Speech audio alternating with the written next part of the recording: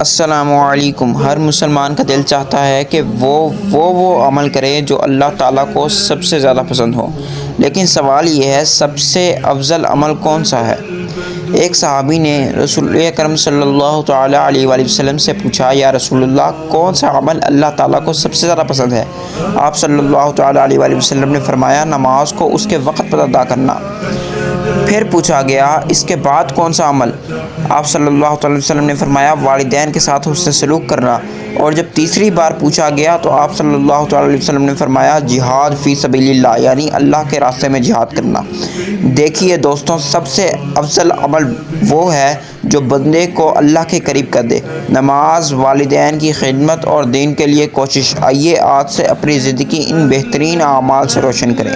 Video पसंद आए तो लाइक, शेयर और सब्सक्राइब ज़रूर करें ताकि दीन की रोशनी हर दिल तक पहुंच सके।